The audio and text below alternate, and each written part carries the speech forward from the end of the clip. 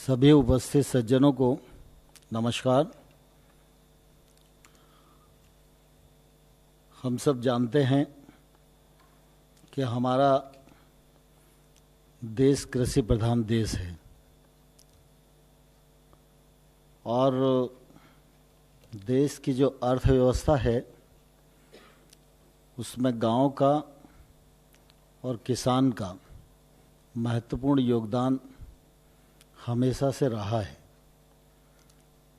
कृषि की प्रधानता होने के कारण सरकार का ध्यान भी हमेशा कृषि क्षेत्र पर रहता आया है और इसी का परिणाम है कि आज हम खाद्यान्न की दृष्टि से अपनी आवश्यकता से अधिक खाद्यान्न का उत्पादन करते हैं। पुरातन काल में भी अगर हम झांक कर देखें तो सामान्य तौर पर सुविधाओं का, तकनीक का तो अभाव हमें दिखेगा, लेकिन जो हमारी ग्रामीण और कृषि आधारित अर्थव्यवस्था थी वह एक दूसरे के इतना पूरक थी कि अनेक अभाव से जूझती हुई भी वो निरंतर आगे बढ़ती रहती थी। और जैसे जैसे समय बढ़ा वैसे वैसे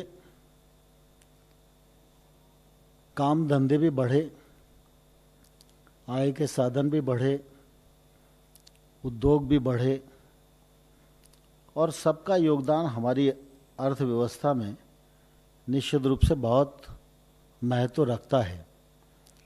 लेकिन अगर हम विश्लेषण करके और वस्तु स्थिति में झांकने की कोशिश करें तो हमारी जो कृषि अर्थव्यवस्था है अगर वह प्रभावित हो जाए तो बाकी से सब व्यवस्थाएं भी ताकत लगाएं तो शायद संकट की स्थिति में हमको उबारने में उतनी मददगार नहीं हो सकती जितनी कृषि अर्थव्यवस्था हो सकती है।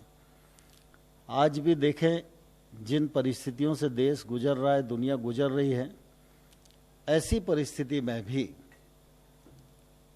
कृषि की जो व्यवस्था है वो पूरी तरह संचालित है और सरकार, प्रधानमंत्री नरेंद्र मोदी जी, उनकी प्राथमिकता चाहे वो बजट का समय रहा हो, चाहे वो अन्य योजनाएं रही हों, हमेशा यह क्षेत्र उनकी प्राथमिकता पर रहा और उसके परिणाम भी आज परिलक्षित हो रहे हैं।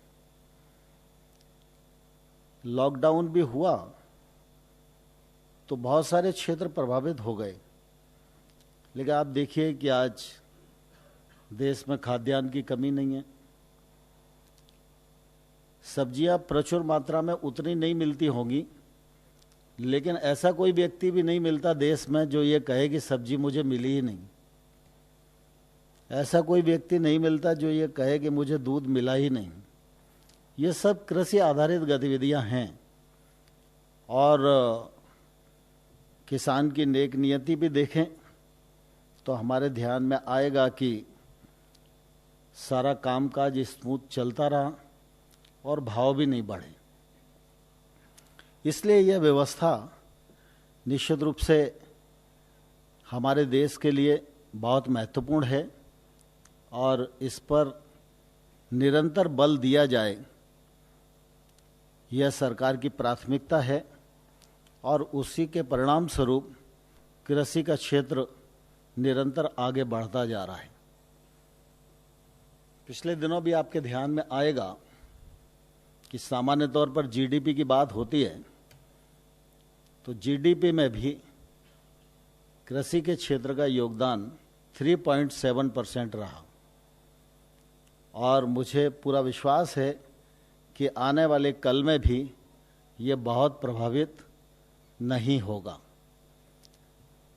सरकार समय समय पर लगातार इस बात का प्रयत्न करती रही है कि सरकार के खजाने का जो पैसा है भिन्न भिन्न योजनाओं के लिए किसान और कृषि दोनों की मदद के लिए उपलब्ध रहे। इसलिए पिछले दिनों प्रधानमंत्री नरेंद्र मोदी जी ने पीएम किसान सम्मान निधि योजना का आरंभ किया और अगर आरंभ से लेकर आज दिनांक तक देखें तो इस योजना के अंतर्गत किसानों के खाते में 71,000 करोड़ रुपए की रकम को अंतरित किया गया है। किसानों की संख्या 9.39 करोड़ है और अभी पिछले दिनों में इसी वर्ष में अगर हम देखेंगे 24 मार्च से लेकर अभी तो यह संख्या जो है 17,986 करोड़ रुपया होती है। ऐसी स्थिति में बाकी सब चीज़ों की उपलब्धता है और अगर व्यक्ति को नगद राशि का भी भुगतान हो जाए तो निश्चित रूप से आदमी को काफ़ी सुगमता होती है अपना जीवन यापन करने की दृष्टि से। मैं किसानों को आप सबके माध्यम से धन्यवाद देना चाहता हूं कि खाद्यान्न की उत्पादन की दृष्टि से अगर हम देखें तो 18-19 में 28 करोड़ टन का उत्पादन था। उसके बाद 19-20 में देखें तो 29.19 करोड़ टन है और इस वर्ष भी अगर हम देखें तो निश्चित रूप से हमारा जो उत्पादन है वो लक्ष्य से अधिक ही होने वाला है। आने वाले कल में भी अगर हम देखेंगे तो ध्यान में आएगा कि जो मौसम का अनुमान है उसको दृष्टिगत रखते हुए आने वाली फसल भी अच्छी होगी, यह विश्वासपूर्वक कहा जा सकता है। दलहन का उत्पादन भी 14-15 में 17.20 मिलियन टन था, अब 23 मिलियन टन हो गया है। लगातार इस क्षेत्र में प्रगति हो रही है। सामान्य तौर पर लॉकडाउन की स्थिति है, लोगों को लगता है कि कैसे कामकाज चल रहा होगा, तमाम सारे अभाव दिखाई देते हैं, लेकिन उसके बावजूद भी कृषि और किसान की ताकत का आप अंदाज लगाइए कि ग्रीष्मकालीन की जो फसलें हैं उनकी बुआई का क्षेत्र इस वर्ष 57.07 लाख हेक्टेयर है, जो गत वर्ष की तुलना में 38% अधिक है। ऐसी परिस्थिति में भी आगामी बुआई प्रभावित नहीं हुई, यह हम सबके लिए निश्चित रूप से बहुत ही प्रसन्नता का विषय है। बागवानी में भी अगर हम देखेंगे तो लगातार हम प्रगति कर रहे हैं। 18-19 में 310 मिलियन टन थे हम और 19-20 में 313.35 मिलियन टन हमारा हुआ है। तो इस दिशा में भी किसान पूरी शिद्दत के साथ प्रयास कर रहे हैं। जैसे मैंने पहले पीएम किसान का बताया कि आरंभ से लेकर अब तक 71,000 करोड़ रुपया किसानों की जेब में उस योजना के माध्यम से पहुंच सका है और इसीलिए पिछले दिनों प्रधानमंत्री जी ने कहा कि किसान को और सुविधा मिले और केसीसी का आंकड़ा और बढ़ना चाहिए। हमारे देश में लगभग 8-8.5 करोड़ किसान ऐसे हैं जो लगभग केसीसी के लिए पात्रता रखते हैं। उनमें 6 करोड़ किसान अभी ऐसे हैं जिनको केसीसी मिला हुआ है। तो जो बीच का गैप है, तो पीएम ने कहा कि इसको मिशन मोड पर भरना चाहिए। तो दूसरा अभियान हाथ में लिया और प्रधानमंत्री जी ने फरवरी माह में चित्रकूट में इस अभियान का शुभारंभ किया था। इस अभियान में मात्र 10-12 दिन के भीतर 75 लाख किसानों ने अपना आवेदन किया और उसमें 20 लाख किसानों को केसीसी वितरण का काम हुआ शेष काम जो बचा हुआ है वो चूँकि अब लॉकडाउन की स्थिति हो गई इसलिए इसमें आवाजाही बंद हो गई, लेकिन हम आने वाले कल में इस लक्ष्य को पूरा करेंगे। अभी 20 लाख जो किसानों को केसीसी स्वीकृत किए गए, उसमें लगभग 18,000 करोड़ रुपया स्वीकृत किया गया। इसी प्रकार से अगर हम एमएसपी की दृष्टि से भी देखेंगे तो ध्यान में आएगा कि पहले जो एमएसपी हुआ करती थी वो एक पक्ष थी, और अब जो एमएसपी है उसमें 50 से लेकर 109 गुना तक की लगभग वृद्धि हुई है। गेहूं में 85 रुपए की, सरसों में 225 रुपए की, चने में 255 रुपए की, तो एमएसपी भी बढ़ी। पीएम किसान भी मिला। केसीसी में एक किसान को 3 लाख रुपए का कर्ज अपना कामकाज बढ़ाने को मिला। तो निश्चित रूप से लगातार किसान को जो मदद देने का क्रम है दिन पर दिन बढ़ता ही जा रहा है, और उसका किसान को भी फायदा हो रहा है और किसानी को भी फायदा हो रहा है। और किसानी बढ़ेगी, किसान समृद्ध होगा, तो आने वाले कल में उसकी आमदनी भी दुगनी होगी, तो निश्चित रूप से जीडीपी में भी योगदान किसानी का बढ़ेगा। वो देश के भी आगे बढ़ाने के लिए निश्चित रूप से वो काम आएगा। आज हम ऐसी परिस्थिति में देखें तो ध्यान में आएगा कि फसल कटाई का काम अनेक प्रतिकूलताओं के रहते हुए भी दलहन और तिलहन की कटाई पूरी हो गई है। गेहूं की कटाई 88% पूरी हो गई है। थोड़ा बहुत जो बचा है वो इसलिए बचा है क्योंकि कुछ राज्य ऐसे हैं जहां गेहूं की बुआई थोड़ा देर में होती है, तो मुझे लगता है 1 हफ्ते के भीतर वो पूरी हो जाएगी। मुख्य रूप से विषय आता है कि किसान को उसकी उत्पादन का उचित मूल्य प्राप्त हो।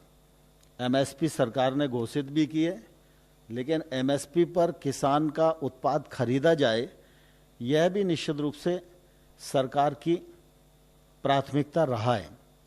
और इसलिए लॉकडाउन के समय में भी फसल कटाई के लिए किसान, मजदूर, हार्वेस्टर, इसकी छूट दी गई। फिर सरकारी खरीद के लिए मंडियों को, नेफेड को, एफसीआई को काम करने की छूट दी गई। और मुझे कहते हुए प्रसन्नता है कि यद्यपि ये काम थोड़ा राज्यों ने देर से प्रारंभ किया है, लेकिन फिर भी उपार्जन की दृष्टि से देखें तो 117 लाख टन गेहूं की खरीद अभी हो चुकी है, धान की 18 लाख टन खरीद हो चुकी है, और दलहन 5 लाख टन खरीदा गया है। तो सभी जगह लगभग अच्छे समाचार हैं, खरीद हो रही है, कहीं किसी प्रकार की दिक्कत का लोगों को सामना नहीं करना पड़ रहा है। प्रधानमंत्री फसल बीमा योजना, यह भी एक बड़ा कवच जो है प्रधानमंत्री जी ने किसानों को दिया। पिछले बार जब मोदी जी ने आने के बाद फसल बीमा को लागू किया था तो उसका फायदा तो काफ़ी किसानों को मिला। अगर 17, 18 और 18, 19 इन 2 वर्षों का ही हम आकलन करें तो इन 2 वर्षों में 9,214 करोड़ रुपया किसानों का प्रीमियम जमा हुआ और 50,289 करोड़ रुपया यह उनको मुआवजे के रूप में भुगतान हुआ। लेकिन इसके बावजूद भी कई बार कई विषयों को लेकर ये बात आती रहती थी कि फसल बीमा योजना को परिमार्जित किया जाना चाहिए, इसको स्वैच्छित किया जाना चाहिए और इसमें सुधार करने की आवश्यकता, ऐसी किसान संगठनों की तरफ से भी बात आती थी और किसानों की तरफ से भी कभी कभी बात आती थी। तो फसल बीमा को परिमार्जित किया गया, कैबिनेट ने स्वीकृति दी और मोदी जी ने उसमें बहुत रुचि ली और उसके परिणाम स्वरूप आज प्रधानमंत्री फसल बीमा योजना को स्वैच्छिक कर दिया गया है। और पहले ये 60-40 के अनुपात में ही सारा मामला चलता था, लेकिन पूर्वोत्तर राज्यों को इसमें कठिनाई आती थी। तो पूर्वोत्तर राज्यों के लिए 90% प्रीमियम केंद्र देगा और 10% प्रीमियम पूर्वोत्तर राज्य देंगे। ये सुविधा भी वहाँ के किसानों के लिए निश्चित रूप से प्रदान की गई। तो फसल बीमा योजना का भी लाभ लोग उठा रहे हैं। जो समय अभी चल रहा है, उस समय में लोगों को लगता था कि खरीद में दिक्कत आएगी, तो अभी फिजिकली खरीद भी हो रही है। लेकिन सरकार की मंशा शुरू से इस बात की रही है कि किसान के लिए बाजार खुला रहना चाहिए, और इसलिए नीति आयोग ने पिछले दिनों मॉडल एक्ट भी बनाया, राज्यों को आग्रह भी किया, कई राज्यों ने उसको स्वीकार भी किया, और अभी उस दिशा में काम चल ही रहा है। लेकिन आपको ध्यान होगा कि इलेक्ट्रॉनिक ट्रांजैक्शन हो सके किसानों के उत्पाद का, इसके लिए ई-नाम प्लेटफॉर्म बनाया गया था। इस प्लेटफॉर्म पर 585 मंडियां जोड़ी गई। इन 585 मंडियों में 1 लाख करोड़ से अधिक का व्यापार हुआ। बड़ी मात्रा में किसान और व्यापारी इस प्लेटफॉर्म से जुड़े। 1 मई तक हम इनकी संख्या 100 बढ़ा रहे हैं, जिससे ये संख्या 685 हो जाएगी। और मई के माह में हमारी कोशिश है कि ई-नाम प्लेटफॉर्म पर 1000 मंडियां जुड़ जाएं। उस दिशा में मंत्रालय काम कर रहा है। और इसके साथ ही हम लोगों ने वेयर हाउस आधारित ट्रेडिंग मॉड्यूल भी बनाया, एफपीओ को भी मॉड्यूल लॉन्च किया, और उसमें भी राज्यों को यह भी आग्रह हम लोगों ने कहा कि भाई ये कम से कम 3 महीने का समय है, तो इसमें मंडी एक्ट से छूट किसान को दे देनी चाहिए। अनेक राज्यों ने वो छूट दी है, तो उसका काफ़ी लाभ मिल रहा है। किसान को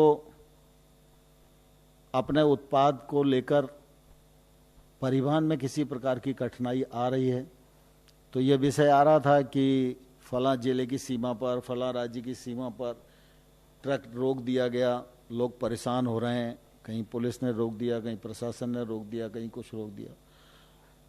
तो हम लोगों ने मंत्रालय में एक कॉल सेंटर बनाया, और उस कॉल सेंटर को राज्यों के साथ जोड़ा, और ये सुनिश्चित किया कि कोई भी ड्राइवर किसी भी बॉर्डर पर खड़े होकर इस कॉल सेंटर को संपर्क करेगा, तो ये कॉल सेंटर जो हमारे कृषि मंत्रालय में उपलब्ध है, हमारे अधिकारी उस राज्य के या उस जिले के अधिकारी से बात करके कृषि उत्पाद को किसी प्रकार की आवाजाही पर रोक न रहे, इस मामले में सहायता करेगा। एक विषय देश भर में ये भी देखने में आया कि जब लॉकडाउन घोषित हुआ, तो ट्रक कहीं था, ट्रांसपोर्टर कहीं था, ड्राइवर कहीं चला गया, सब एक दूसरे के साथ समन्वय नहीं कर पा रहे थे। ट्रांसपोर्टर से बात हो जाती थी तो ट्रक नहीं मिलता था, ट्रक मिल जाता था तो ड्राइवर नहीं मिलता था। तो फिर हम लोगों ने इस परिस्थिति को दृष्टिगत रखते हुए मंत्रालय ने एक किसान रथ हेल्प डेस्क बनाया, और उसमें 11 लाख से अधिक छोटे, मंझोले और बड़े वाहनों को रजिस्टर्ड किया। और इसमें ट्रांसपोर्टर भी है, इसमें वाहन भी है, वाहन का क्रमांक भी है, और बहुत सारे ड्राइवर्स भी इसमें रजिस्टर्ड हैं।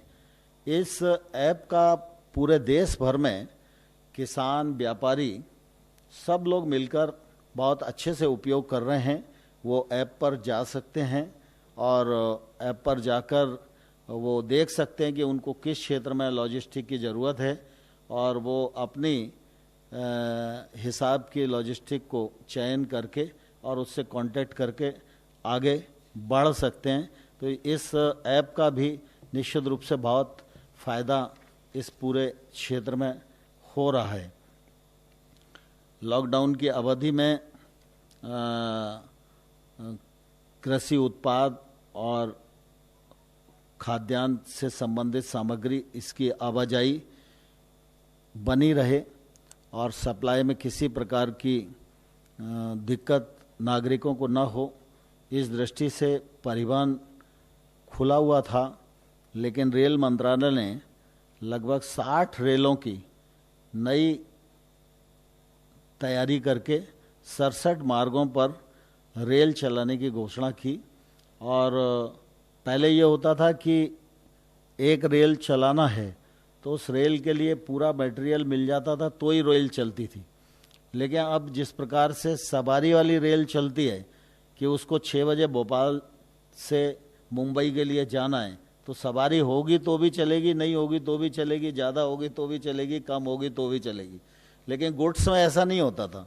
लेकिन मैं रेल मंत्रालय को धन्यवाद देना चाहता हूं कि इस परिस्थिति में उन्होंने 67 मार्गों को खोला और इससे भी बहुत मदद इस क्षेत्र में मिली है। लॉकडाउन के दौरान आपको ध्यान है कि फसल कटाई से संबंधित सभी प्रकार की छूट सरकार ने दी। एमएसपी पर खरीद हो सके इसलिए सभी एजेंसियों को छूट दी, मंडी चल सकें और राज्य सरकार किसी को भी मंडी घोषित कर सके, यह भी उनको अवसर दिया गया। बीज, उर्वरक, कीटनाशक की दुकानें और निर्माण करने वाली फैक्ट्रियां, पैकेजिंग की यूनिटें, इन सबको इससे मुक्त रखा गया। कटाई बुवाई के लिए जितने प्रकार की भी मशीनरी लगती है उस मशीनरी को लाने ले जाने में भी छूट दी गई, उसकी मरम्मत इत्यादि हो सके, पार्ट्स की उपलब्धता हो सके, इस मामले में भी छूट दी गई। वेयर हाउस और कोल्ड स्टोरेज को भी इससे छूट दी गई। और इस दृष्टि से मैं यह कह सकता हूँ कि पिछले वर्षों में प्रधानमंत्री नरेंद्र मोदी जी के नेतृत्व में जो आवश्यकता एक लंबे समय से कृषि के क्षेत्र में महसूस की जा रही थी, उस आवश्यकता को प्रधानमंत्री जी ने समझा, भारत सरकार ने समझा, नीति आयोग ने समझा और कृषि मंत्रालय ने समझा और सबने मिलकर इस प्रकार की योजनाओं का सृजन किया कि खेती का क्षेत्र बहुत अच्छे से ग्रो करे और इसकी समृद्धि देश की समृद्धि बने और उसके परिणाम आज हम सब लोगों को दिखाई दे रहे हैं। मैं पिछले दिनों जब फसल कटाई और की बात कर रहा था कि ये काम कैसे पूरा होगा, लेकिन उसी समय जब ये समाचार मिला कि हमारे किसान ने ग्रीष्मकालीन फसलों की बुआई गत वर्ष से 38% अधिक कर दी है, तो निश्चित रूप से ऐसे किसानों पर हम सब लोगों को गौरव होना चाहिए। और मैं इसके लिए आप सब के माध्यम से देश भर के किसान बंधुओं को हृदय से बहुत बहुत धन्यवाद देना चाहता हूँ। मुझे इतना ही नहीं